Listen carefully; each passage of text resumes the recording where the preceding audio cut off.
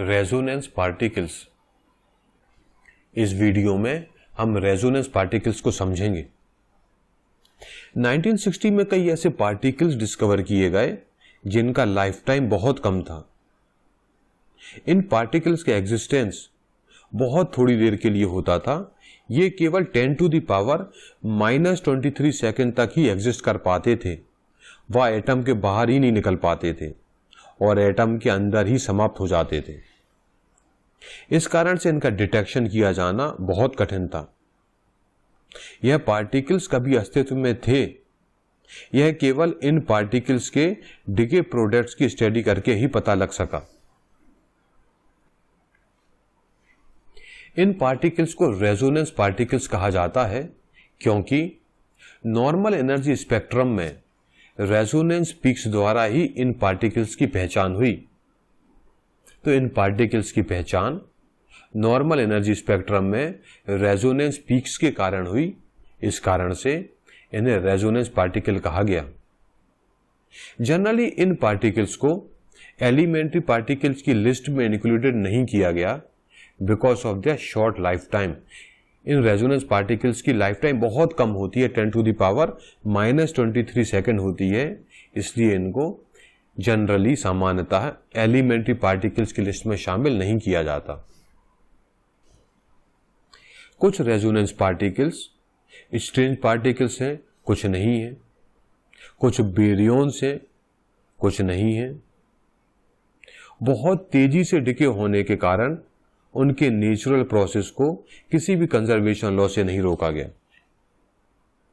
एक resonance particle atom के अंदर ही प्रोड्यूस होता है और उसी के अंदर समाप्त भी हो जाता है।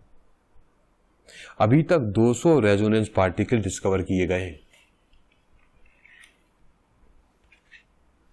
रेजोनेंस पार्टिकल्स को कुछ स्टेबल पार्टिकल्स की एक्साइटेड स्टेट के रूप में देखा जाता है जिनका द्रव्यमान ज्यादा हो, यानी जिनका मास ज्यादा हो और स्पिन भी ज्यादा हो। तो कुछ रेजोनेंस पार्टिकल्स को स्टेबल पार्टिकल्स की एक्साइटेड स्टेट के रूप में देखा जाता है जिनका मास और स्पिन दोनों ज्यादा हो। इन रेजोनेंस पार्टिकल्स को मास एनर्जी एमिशन के रूप में जाना जाता है। जहां ट्रांजिशन रेजोनेंस पार्टिकल और पुराने पार्टिकल के ग्राउंड स्टेट के बीच होता है। रेजोनेंस इंटरेक्शन के कारण 𝛉 पार्टिकल डिस्कवर किया गया। यहां प्रोटॉन को एनर्जेटिक π+ मेसॉन से बम्बार्ड किया गया तो पार्टिकल 𝛉 प्रोड्यूस हुआ। चूंकि इस 𝛉 पार्टिकल की लाइफ टाइम ज्यादा थी, इस कारण से इसे एलिमेंट्री पार्टिकल की लिस्ट में इंक्लूडेड किया गया। 𝛉 पार्टिकल की डिस्कवरी भी गैलमैन-निशिजिमा स्कीम को वेरीफाई करती है क्योंकि इसी स्कीम ने इस पार्टिकल के एग्जिस्टेंस के बारे में प्रेडिक्ट किया था।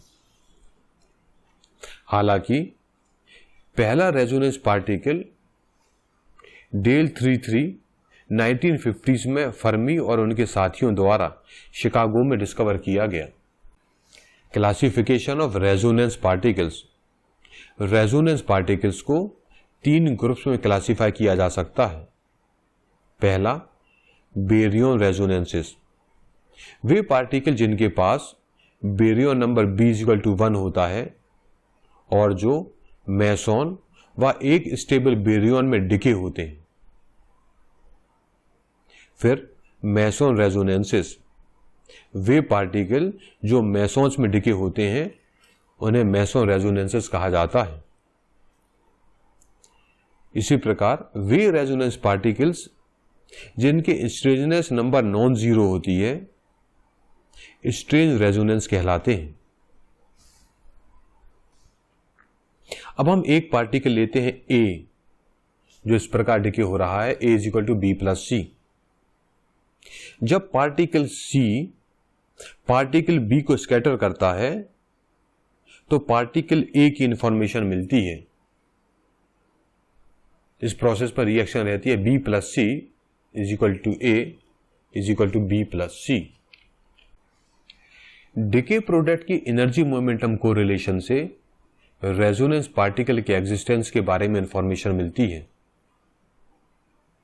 अब हम एक रिएक्शन लेते हैं। Let us consider a reaction P bar plus P is equal to pi plus plus pi plus plus pi minus plus pi minus plus pi zero. Energy momentum correlation से पता चला कि कई बार यह reaction intermediate particle omega zero के formation से हुई, यानी कि P bar plus P is equal to omega zero plus pi minus, और ओमेगा जीरो बाद में डिके होता है pi plus pi minus plus pi zero में।